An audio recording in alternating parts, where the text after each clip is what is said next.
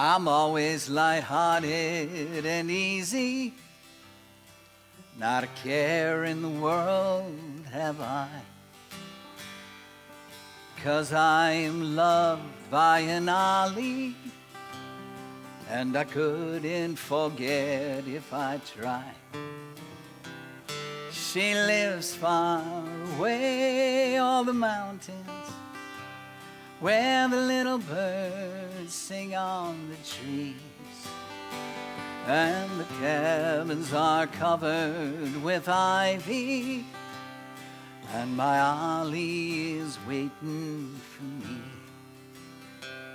It's over the mountains, where the little birds sing on the trees,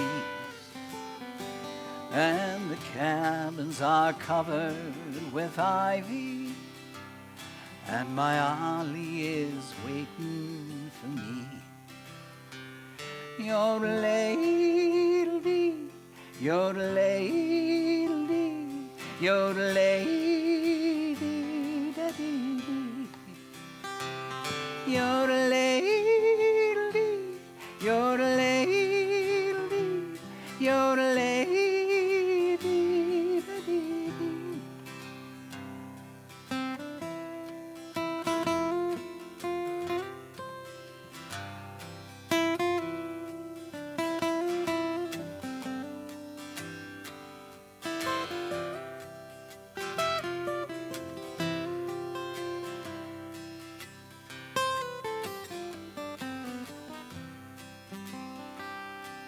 That day I bid goodbye to Ollie. That day I will never forget. For the tears bubbled up from their slumber. I fancy I see them yet. They look like pearls in the ocean, as she wept her tale of love. And she said, my dear boy, don't forget me till we meet here again or above. It's over the mountains, where the little birds sing on the trees, and the cabins are covered with ivy, and my Ollie is waiting for me. Yodelay-dee, yodelay-dee, yodelay-dee-da-dee-dee.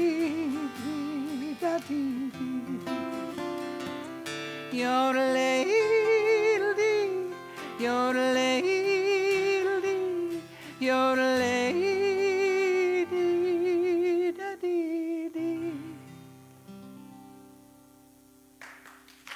Good morning. The phantom guitar solo came from Rich Prezioso, who's also doing sound this morning.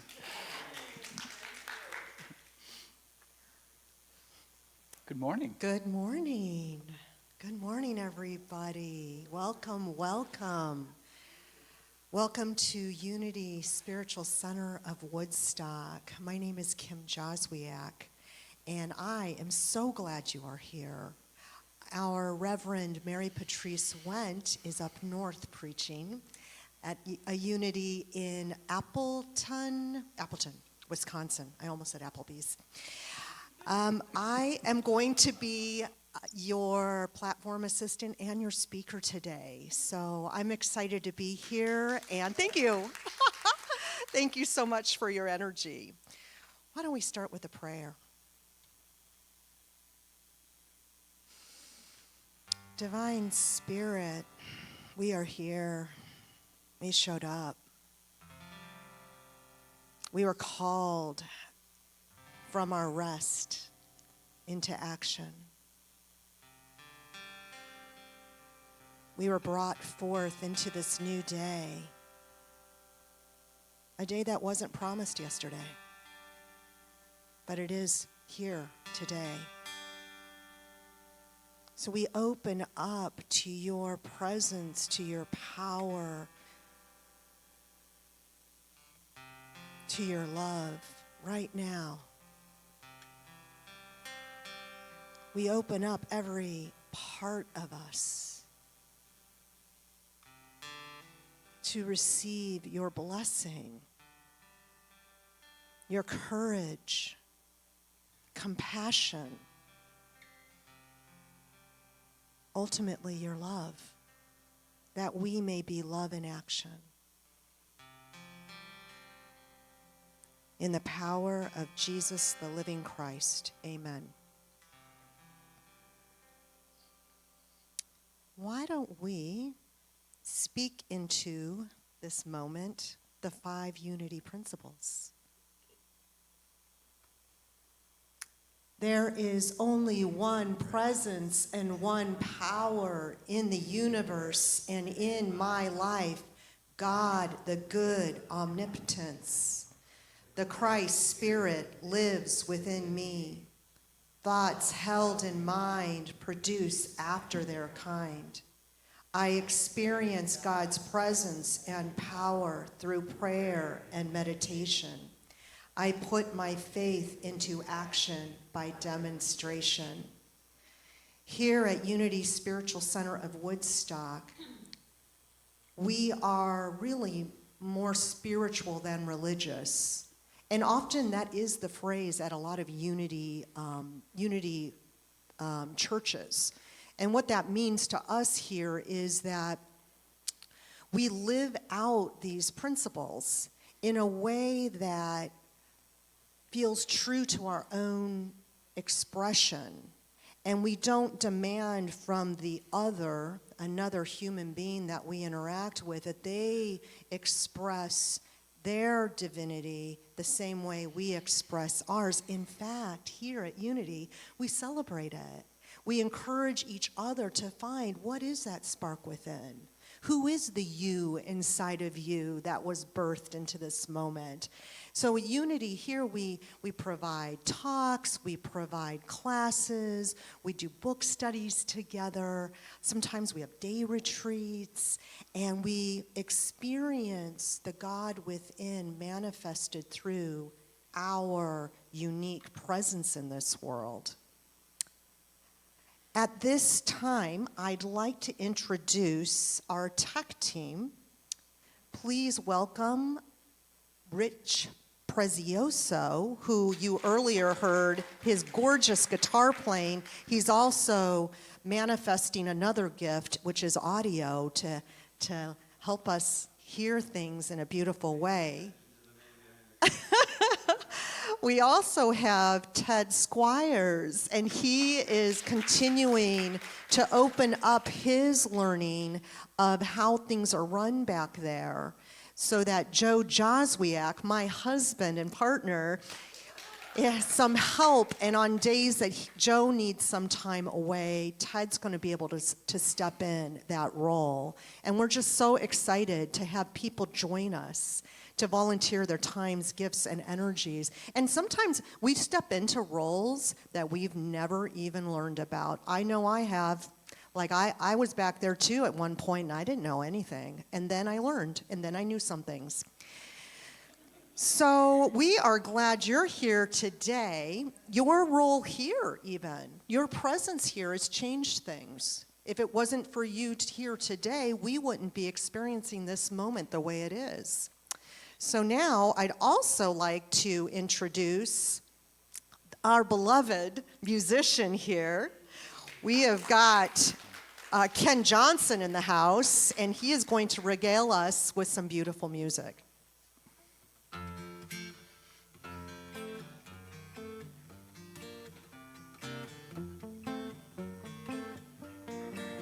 There were bells on the hill, but I never heard them ringing. No, I never heard them at all, till there was you. There were birds in the sky, but I never saw them winging. No, I never saw them at all till there was you. And there was music and wonderful roses. They tell me in sweet, fragrant meadows of dawn. And there was love all around, but I never heard it singing. No, I never heard it at all till there was you.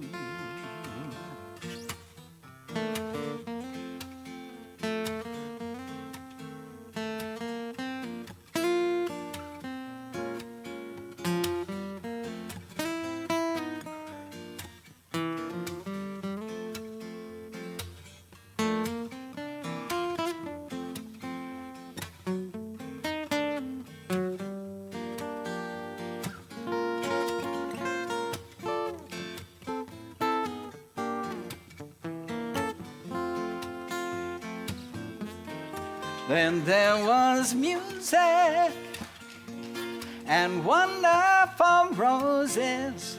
They tell me in sweet, fragrant meadows of dawn. And there was love all around, but I never heard it singing. No, I never heard it at all till there was you. Till there was you.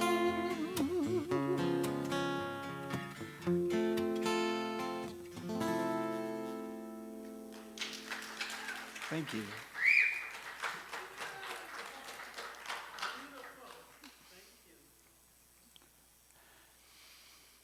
Oh, it's so good to be with you this morning. Let's enter into a time of reflection together.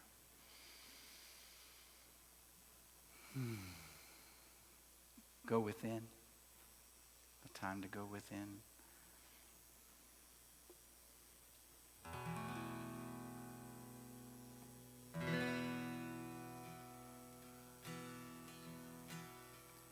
Peace I am, I am, I am. Peace I am, I am, I am. Peace I am, I am, I am, I am peace. Sing it with me. Peace I am, I am, I am. Peace I am. Peace I am, I am, I am, I am peace. Love. Love I am, I am, I am. Love I am, I am, I am. Love I am, I am, I am, I am love.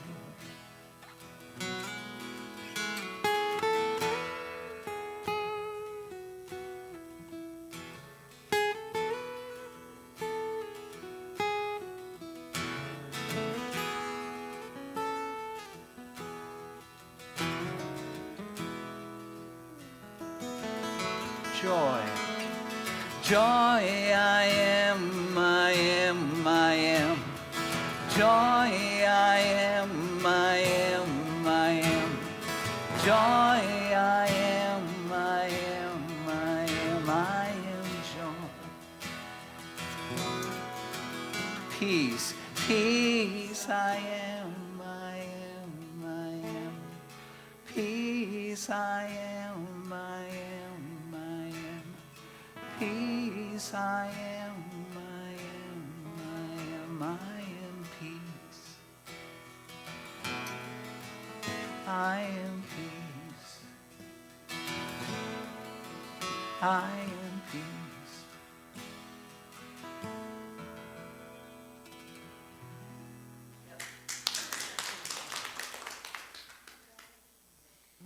Yes, I am peace. I am joy. I am love. Take a few moments and look around you. Take in the external. As you take in the people, the space, what comes up inside of you? What thoughts and feelings are quickened? I know when I look around this place, I am struck by its beauty. And that beauty kind of lifts something up inside of me. It's an expression of some part of me. So as we move ahead today in this moment and all the rest of the moments, notice what comes up inside of you. Now go within. What's inside there? As you notice your breath, breathing in, breathing out, what happens on the inside of you? Are there thoughts? Are there feelings? Are there sensations?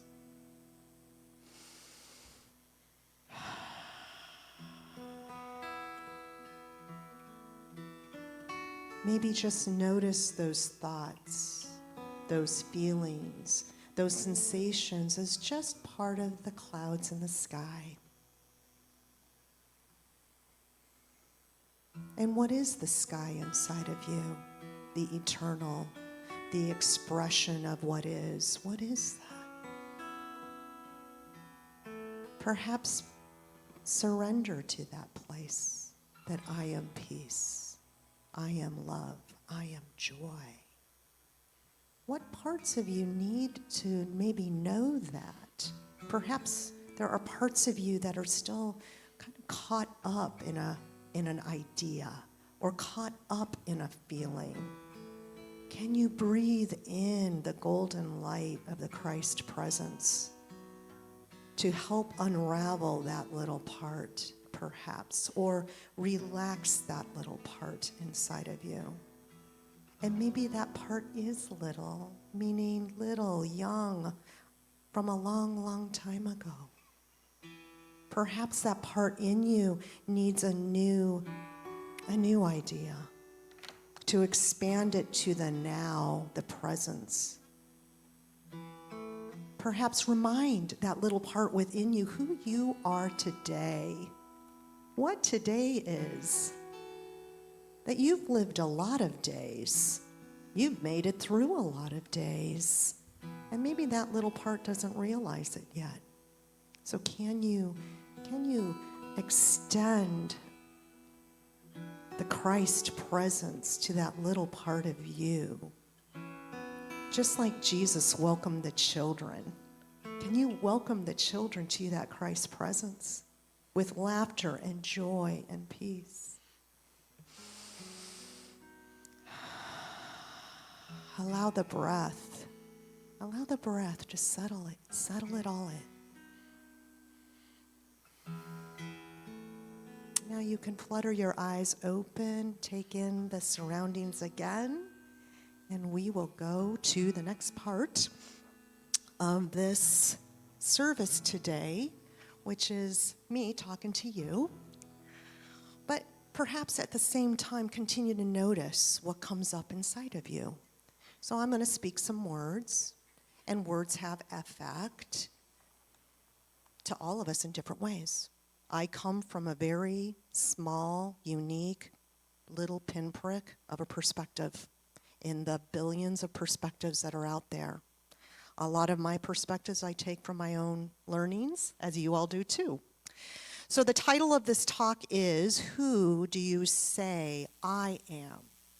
And it's inspired by much of the training and reading I have done on who we are as human beings. And what does that mean when Jesus asks that question in the Christian faith? Our very perceptions of ourselves and even the world around us can bring us ideas of who we are. And some of that's great news. Like maybe we had people in our lives that say, you're amazing. You can do anything you set your heart on. But maybe we had persons or society or other social structures that said, because you're this or that, you have limitations. So it's really interesting, right? Like we are in these bodies. Our bodies are all different colors. And they're also gendered. The bodies are gendered. But what is the you inside of you? Does the you inside of you have skin? Does the you inside of you have a gender? I would say, and Michael Singer would agree with this, because this is the idea I'm taking from, this is about a Michael Singer book that we're going to start to do a book study on Wednesday nights. Michael Singer suggests that the you inside of you has no gender, has no body. It's actually an expression that's using this thing. Lady Gaga calls it the meat suit, right? The meat suit, and also our friend Rena calls it that we're expressing something from within us, but we get caught up on what we see, and we say we like it or we don't like it. So today, we're going to explore the you inside of you, also known as Imago Dei, the image of God, the spark of the divine, spiritual beings having a human experience. You ready? And all of you have heard this before. I'm not saying anything new, so I'm just going to talk on my little unique perspective. Now, the title of the talk is actually taken from a verse that is part of a story that's communicated in 3 different Gospels. So the first one, I'm going to actually read from the 3 different Gospels, Matthew, Mark, and Luke. So the first one I'm starting with is Matthew, just because in the New Testament, it's kind of organized that way. So this is Matthew 16, 13 through 20. As I read the words, pay attention to what comes up for you. This is actually a strategy or a learning experience called Lectio Divina. And what we do is we read a concept 3 different times and see what comes through our different experiences. All right? Matthew 16, 13 through 20. When Jesus came to the region of Caesarea Philippi, he asked his disciples, "Who do people say the Son of Man is?" They replied, "Some say John the Baptist, others say Elijah, and still others Jeremiah or one of the prophets." "But what about you?" he asked. "Who do you say I am?" Simon Peter answered, "You are the Messiah, the Son of the living God." Jesus replied, "Blessed are you, Simon, son of Jonah, for this was not revealed to you by flesh and blood, but by my Father in heaven. And I tell you that you are Peter. On this rock I will build my church, and the gates of Hades will not overcome it. I will give you the keys of the kingdom of heaven. Whatever you bind on earth will be bound in heaven, and whatever you loose on earth will be loosed in heaven." Then he ordered his disciples not to tell anyone that he was the Messiah. There's a lot going on in this passage. We're going to break this down a little bit, but what I find fascinating about the way the Bible is written, there are layers of meaning in each of the text. It's in the way the text is formatted, the way numbers are used. There's something going on than just the words that are written. So the different Gospels, Matthew, Mark, and Luke, there's 3 different versions of this story. And so when something is repeated in 3 different ways, it's time to pay attention and listen from our heart, from our intellect, and from our bodies. We have three sources of intelligence as human beings. We listen in three different levels, actually. I don't know if you've ever heard something and your body reacts to it. That's a form of listening and learning. Sometimes it quickens our emotions. That's our heart listening. And sometimes those thoughts turn into more thoughts and turn into more ideas. That's our mind, our intellect listening. So the pattern of three shows up hundreds of times in the Bible. And it signifies importance, but it also is a pattern that helps us absorb the information. I don't know about you, but sometimes I need to hear the same thing 3 different times in 3 different ways, right? So the first phase of the law of three is we get a new idea. And then this idea starts to absorb within us, but we have a reaction to the idea at first. We either go, hey, I like that idea. Or we go, not sure about that.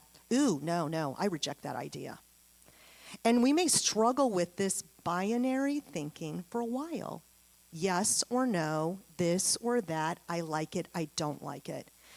And it could take years for some of us. I know I grew up in a tradition that had a lot of binary thinking, a lot of this or that, yes or no. And it took a long while for me to kind of uncomfortably get to a place where I'm like, oh, and now it becomes almost like it is an and. It is a this and that. It is a new way of knowing. This pattern of three describes the way that the elements work inside of us and actually the way everything works in this world. There's a law of three in the way a seed goes to the ground, gets a little dirt, has some water, and then some sun. It needs these three sort of elements. It needs the seed, it needs the nature, and it doesn't just need water, it needs the sun. Right? So there's three elements all the time.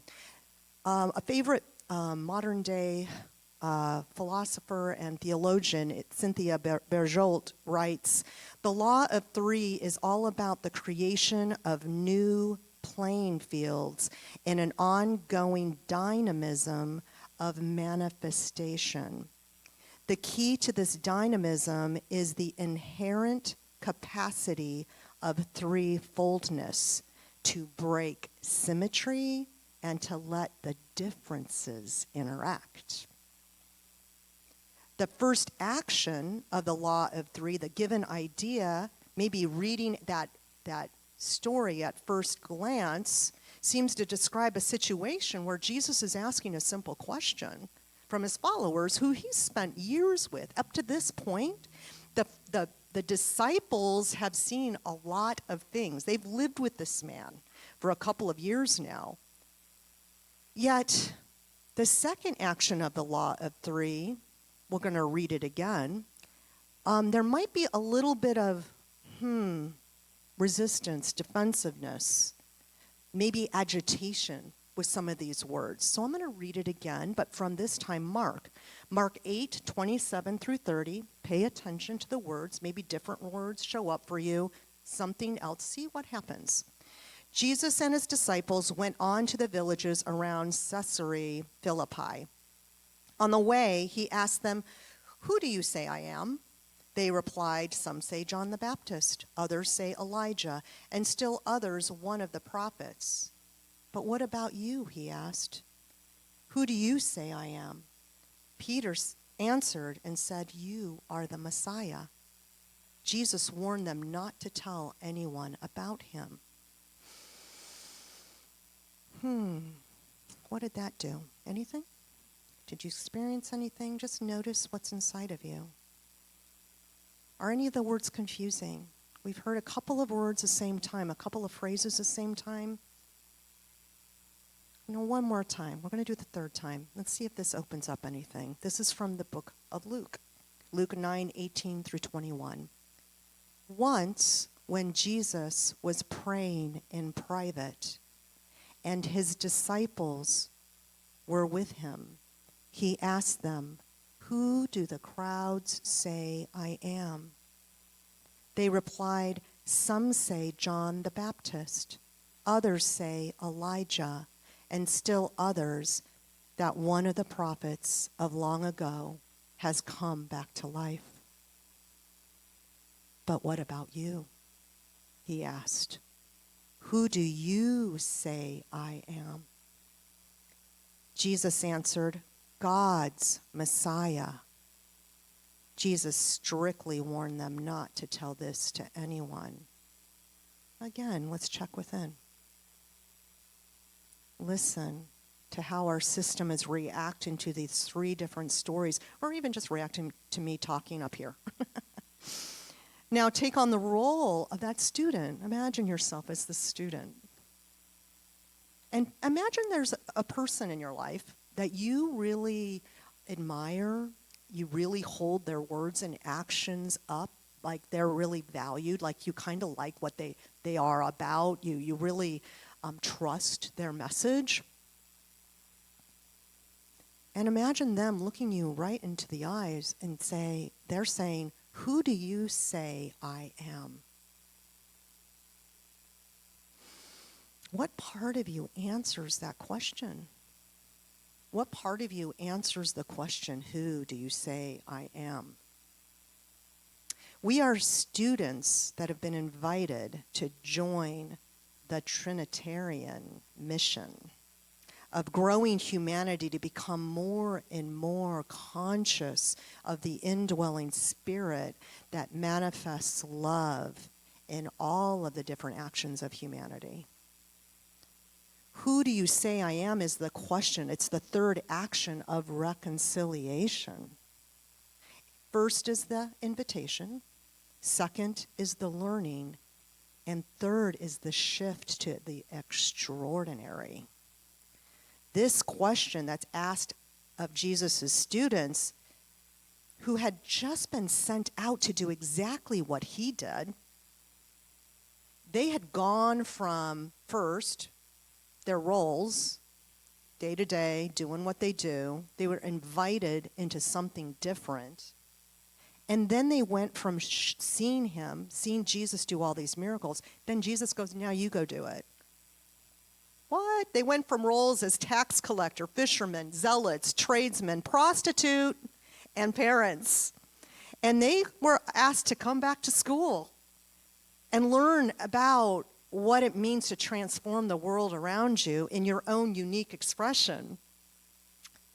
They came with preconceived ideas. They did. We all do, right? We all come in with preconceived ideas. And they saw this man, and maybe they're like, "Wow, I'm going to follow him, and I'm going to have a sense of belonging. I'm going to get some respect. I'm going to get some honor, maybe a little autonomy. I'm going to get some fair treatment. Maybe I'll have some freedom. Maybe this is the Messiah." And my idea at that point was the Messiah was going to come and destroy the people that were oppressing us. Because remember, where were these people at? They were in occupied Rome. They couldn't move around freely. They had a lot of rules and regulations and brutality. They had witnessed entire villages being destroyed. They had so much trauma. And in the middle of it, Jesus is like, "Come, follow me." So I can imagine if I was Peter, I'd be like, finally, he's here. He's the one we've been waiting for. He's going to take away all the bad stuff. What about you? Have you ever been in that place? You're in the pressure cooker. And you're like, please, please change this. I want to be somewhere different. I don't like this. This is hurting me. Maybe we're witnessing events and we're brokenhearted over them. Please, something, take this away from me. I grew up believing that. I still believe that sometimes. I grew up believing that if I strived for excellence, and if I obeyed my parents, and if I listened to what the community taught me, I would be safe from harm. I actually believed that a bit of it. there was a young part of me that said if I just played with the rules, those rules would protect me. But you know what life is like. You reach a part of life and you've done the right things and it doesn't listen to you. Life just happens. Yeah, it does. It seemed like the more I tried to white knuckle my life, the farther serenity was away from me. The harder I tried, the worse I felt. Same with the disciples. They saw Jesus turn in water into wine, heal the wounded. They were watching the blind see, the deaf hear. They were watching people who were paralyzed since birth walking. And yet, they were still under occupation. They sometimes didn't have enough to eat. How did they reconcile that? So in the second step of the law of three, they were right smack in the middle of that. And there are instances in the scriptures where they're grumbling. They're literally going, I'm going to be the one that sits next to God, next to Jesus. He likes me the best. John often was saying, I'm the beloved, I'm the loved one. What was their reactions? They're like, John, stop. Who do you think you are? So these students had evolved from paycheck to paycheck, fishing for fish, collecting taxes, which, by the way, many of you know that was like a hated job among the Jews. They hated tax collectors. It was one of their own that was in service to Rome to render what Rome wanted, to take 40, 50, 60% of their earnings. So Matthew was hated, absolutely hated. I can't imagine when Jesus said, you too, you're coming with, and Peter and James and John are like, him? No way, that guy's a traitor. But they were going in these preconceived ideas, living paycheck to paycheck. Jesus invites them in, and they start to witness the miraculous. They were pretty much foisted into the unknown. They were feeling a pressure on every side. I can only imagine some of these people had families. They had to leave their loved ones for a while, and yet they were seeing wondrous things back and forth. That's the second phase. I'm learning, I'm growing, I'm doubting, there's pressure. And there were these moments when they had a choice. Will I choose love or will I choose fear? Will I give in to the fear of the pressure? Or will I keep my eyes on my master teacher and see where he's going and watch what he's doing? And they went back and forth with this for quite a while. Don't we all? So let's stop for a moment and imagine you in your 20s. I can look around here. I don't see any 20-year-olds, so we can do this. We're in our 20s. What was that like? Do you remember when you were in your 20s? Oh my goodness gracious. What the heck? We didn't know what we were doing. We're doing new things. We're like either in school or we're in a new job or we're in new mothers and fathers and parents. And what the heck? You think you know what you want, you think you know what you know, and you don't. You just keep hitting that wall like, whoa, I don't know about this.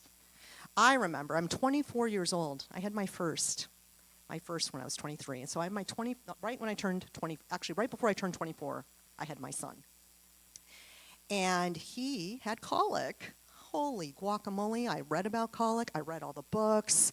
I read what you're supposed to do. Did that change the way I felt? No. I have this memory of going back and forth, walking back and forth, kind of this jostling, walking, talking, sometimes crying too, back and forth in this little apartment that I lived in.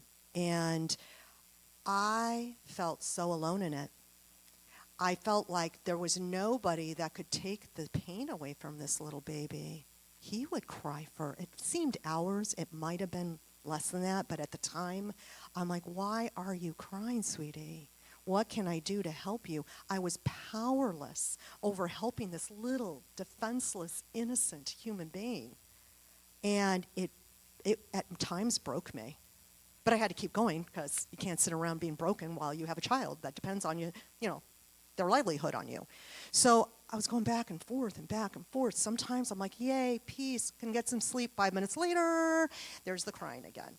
And so being a mother was devastating at times. Devastating to my ego, devastating to what I thought was new and true and what right. I was reading one book, they said a different thing in this other book, and I'm like, oh, will it ever end? And it does. He's 32 now, so he doesn't do that anymore. But, we make it through. But in our 20s or in our 30s, when we're learning new things, it takes all of our senses to get through it. And there are times when some really hard, scary, awful incidences happen to us. And they leave almost like a ghostly image in our psyche. Sometimes those things happen when we're little. And then we carry these ghostly images throughout the rest of our lives. And they become our perceptions. So maybe there's some beliefs, we call them core negative beliefs, that are those ghostly images of I'm powerless, or I'm not worthy, or I can't do this, or people won't like me unless I do A, B, and C, or, the list is kind of long, but we carry this with us. And so when we get a new idea, those shadows, those ghostly images come forth and speak. But do we have to say that's who we are? Are we those beliefs? Are we those feelings?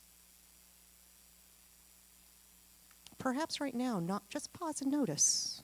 Notice what parts in you have habitually held beliefs, emotions, and sensations. I know for me, I have this kind of body memory of anxiety. I have had it my whole life. It's still with me. Sometimes it's not, but sometimes it's very faint. When I get up in front of people and do something like this, it's right there, just a little bit. But I know it now, and I don't consider it the enemy.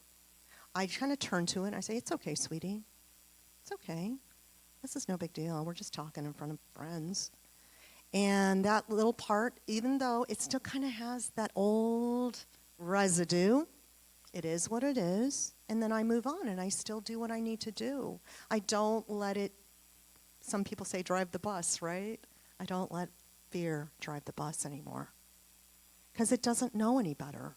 It's really rooted in old stories. And it is really not the you or the me. It is not the I am inside of me.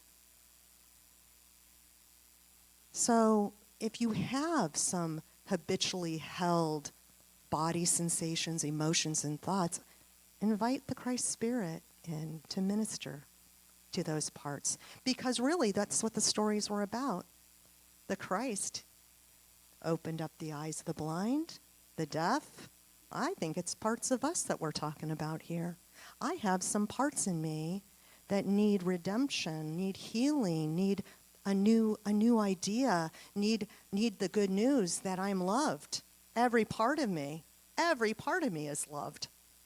And maybe that's what we need to tell our parts inside of us. You're okay, sweetie, you're loved. You're loved with an everlasting love. So Christ continues to ask us, who do you say I am? Some of us are responding by calling people to peace, as in this demonstration on Thursday by our Reverend Mary Patrice Went. She got an idea last January, and that idea became step 1. Step 2, she started wrestling with that idea and bringing it to people and said, hey, what do you guys think about this idea? And we got excited. And then the third force was on Thursday.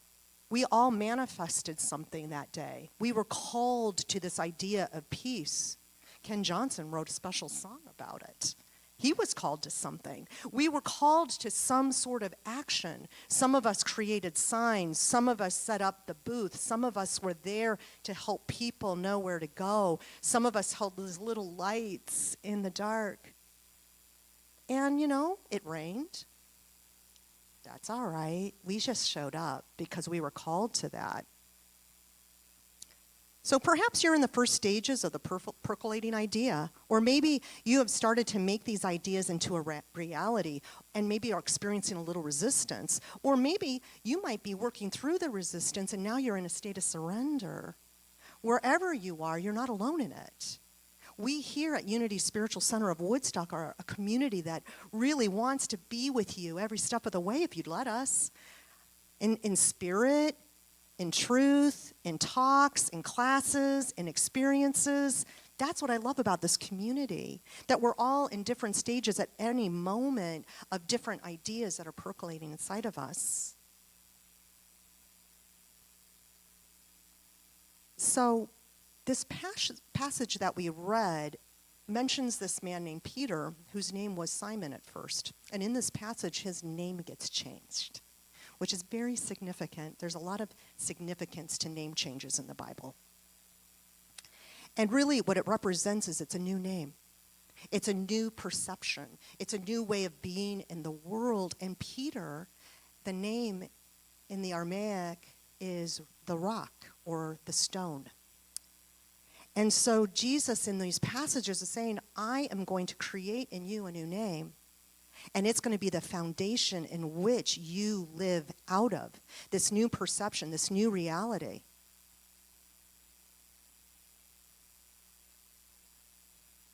So Jesus revealed himself, and Peter, the new name, saw it. He saw it out of this new perspective. Sometimes we're given ideas, and it's the parts in us that are scared that have a perception. But then at times when we can calm those parts down a bit and get a little space, we actually have a new name that is called from us. Perhaps your new name is, instead of fear, courage. Perhaps your new name instead of self-doubt is courage. Perhaps your new name instead of criticism, self-criticism, is compassion. Perhaps your new name instead of anxiety is calm. Perhaps your new name instead of I'm alone is I'm connected. Perhaps your new name is something other than the fear-driven responses of many of our parts inside.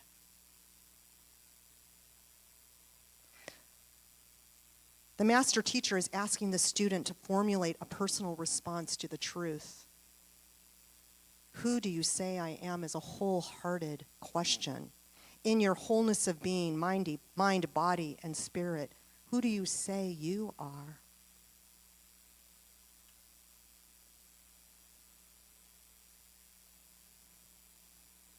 We are the keys to the kingdom. We are literally the keys that open the doors. Our time, our talents, our skills are the keys that bind and loosen that which is in heaven to now what is on earth. What are you unlocking today?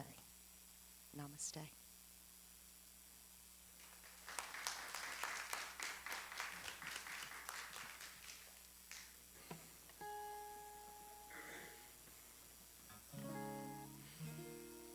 So this is a song by Edie that was recorded a couple of decades ago by Edie Brickell and New Bohemians. And we're playing it at the request of the speaker.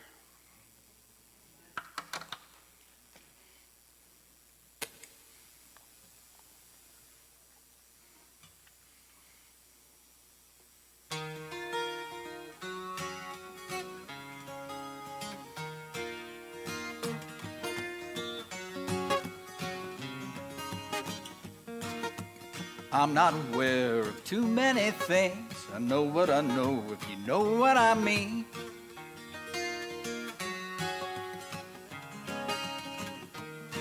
Philosophy is a talk on a cereal box. Religion is a smile on a dog. I'm not aware of too many things. I know what I know, if you know what I mean. Do ya choke me in the shallow water before I get too deep? What I am is what I am, you what you are or what? What I am is what I am, you what you are or I'm not aware of too many things. I know what I know, if you know what I mean.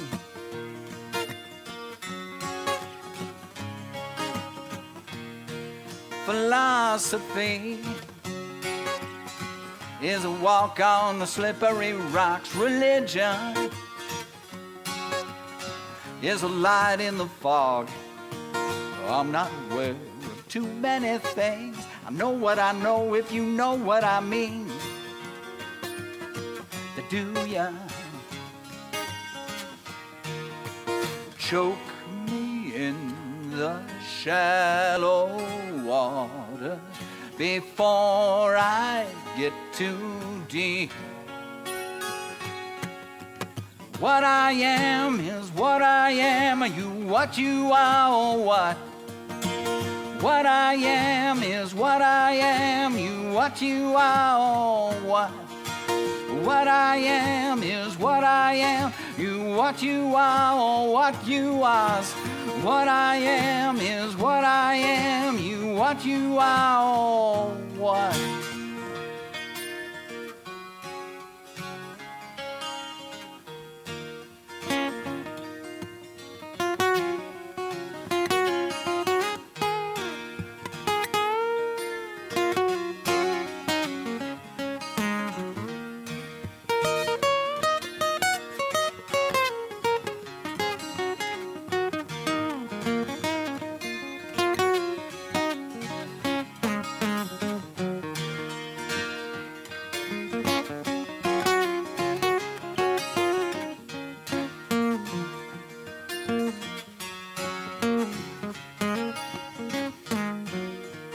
Choke me in the shallow water before I get too deep. Choke me in the shallow water before I get too deep. Choke me in the shallow water before I get too deep. Choke me in the shallow water before I get too deep. Don't let me get too deep. Don't let me get too deep. Don't let me get too deep. Don't let me get too deep. 'Cause what I am is what I am, you what you are or what? What I am is what I am, you what you are or what? What I am is what I am, you what you are or what you are. What I am is what I am, you what you are or what? Or what you are or what? Or what you are or what?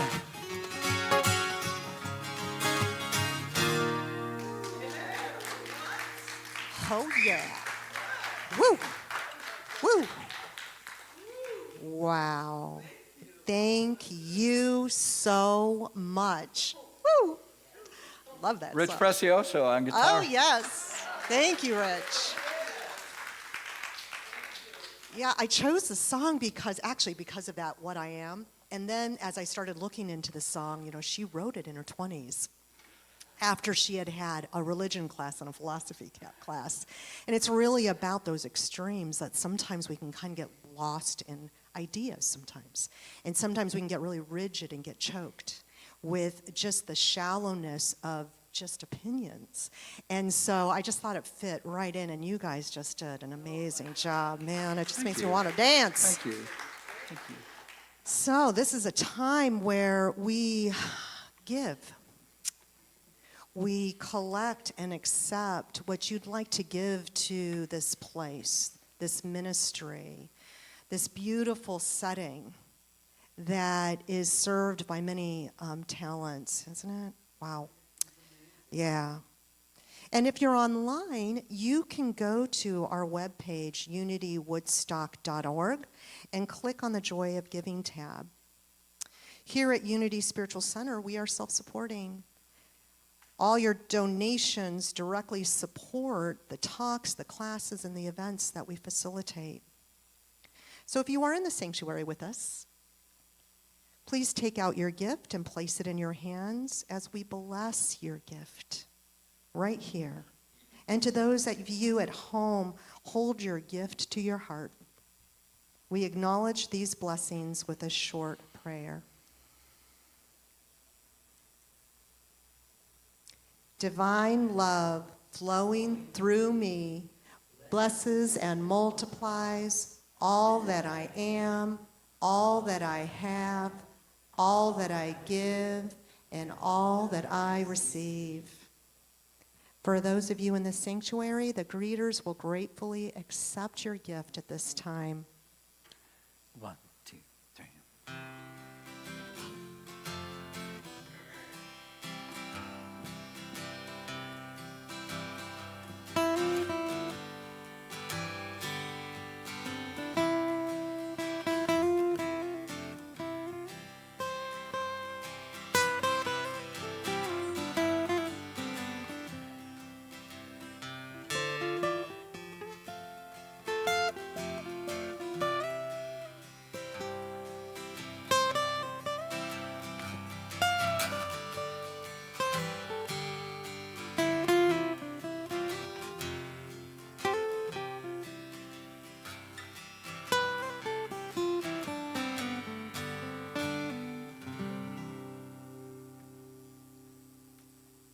For these gifts and all of you givers, we say together, thank you, God, thank you, God, and thank you, God.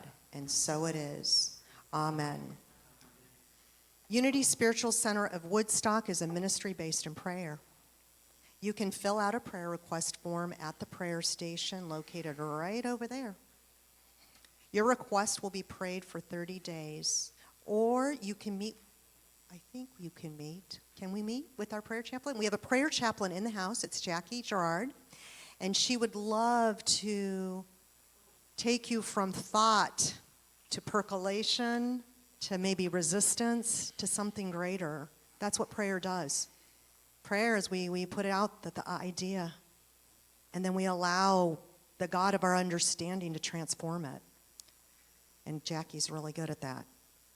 For our upcoming events, you can check our calendar at the website unitywoodstock.org.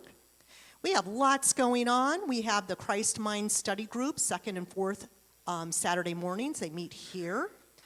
They are beginning the Noble Heart Pima Chodron book on September 23rd. We also host AA meetings on Mondays and Thursday nights. We also host free guitars for future stars on Wednesday evenings. Other events we have are youth ministries, the first and third Sundays of the month, the Lending Library. If you guys haven't been in there, it is just beautiful, and there are like so many books. And some of the books have little treasures in them. Just saying, you might earn some money. And the new highlighted section is called Unity. Dinner with Abraham begins September 29th, 5:30 in fellowship. There is a new study group. I kind of alluded to it. Michael Singer has a book called Living Untethered, and Rena and I are going to offer it through Zoom. So in the comfort of your own home, you can join us. And that will start October 11th. And if you're not signed up for emails, sign up for emails. This is where you get all the information on how to sign up for these things. Is there more? Yep, there's more. We're going to have the Sue Battis Memorial Luncheon on October 29th. Information will be coming. We have, if you haven't heard already, we're going to have this fabulous craft fair. If you know crafters or are a crafter, come on over and and serve the community with your beautiful things. Please continue to add to our beautiful kindness rock garden, which is out in front. There are rocks in the fellowship room. I think there's pens. You can create rocks, and then we can put them up there in front of our beautiful church. We always have places for you to show us and experience talents and skills. And if you don't have the skills yet, guess what? You can learn new things. And learning new things scientifically is a really good way to combat dementia. It is. So maybe you're feeling a little fuzzy in your brain. Come and learn something new. Do it with some people. It'll be fun. So those are the things we need. We need a few helpers. Anything else in the announcements? No. So this takes us to our, I can get my paperwork figured out. Our next is our closing prayer. The prayer for protection, if you guys would all stand. Awesome. The light of God surrounds us. The love of God enfolds us. The power of God protects us. The presence of God watches over us. Wherever we are, God is, and all is well. And so it is. Amen.